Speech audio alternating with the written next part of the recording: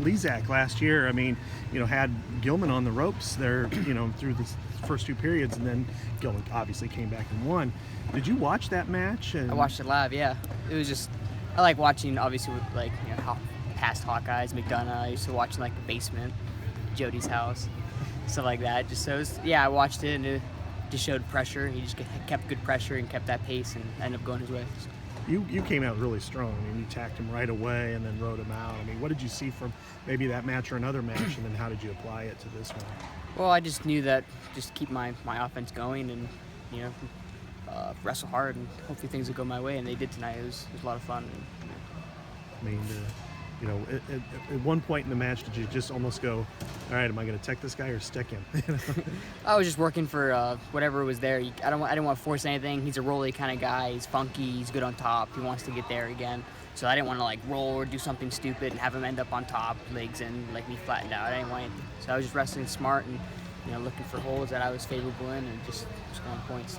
Not that you never didn't look comfortable out there, but do you feel a lot more comfortable now with the college atmosphere and I mean, it was a hard, not like a hard transition, but it was definitely a eye opener, you could say. It's just a different atmosphere, different level of wrestling. You have to prepare differently. High school, you can kind of putz around almost. It's probably get away with it 99% of your matches. In college, every single guy you're gonna wrestle is gonna be pretty tough, and you gotta be ready to wrestle like it's the big finals every time. Tom said you ran off the mat and you were asking, what do you do on a Friday, Sunday? Well, I guess what were you told and what did you go do after your match? He just told me to go cool down and take a shower, relax, get some fluids and food back in me, and focus on feeling good tonight, get a good night's rest, and then tomorrow we got practice, and then get ready for Northwestern. So. This was your first time, at least in a duel, where you were in the middle part of it. Yeah, I didn't like it. I like being the first match. I don't know. I always kind of liked in high school being, like the third match, because then the only thing I didn't like about being the first match is you never know when you're up, or when you're at a tournament, you're the first, 125, and then all of a sudden you're pacing the mat for 10 minutes.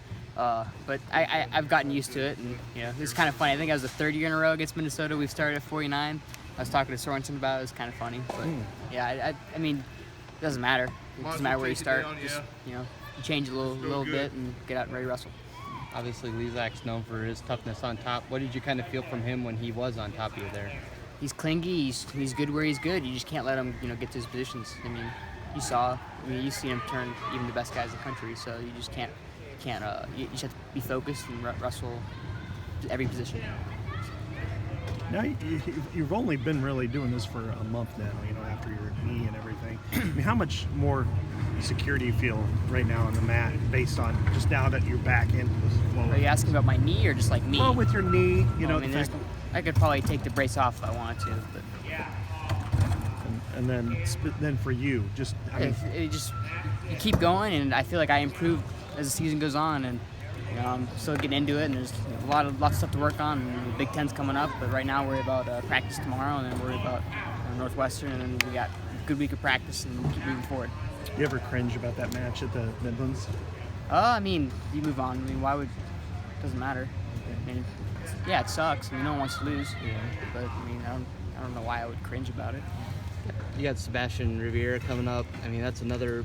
I don't know what he's ranked, but he's probably kind of top 10 guy. That's your third top 10 guy in the Big Ten.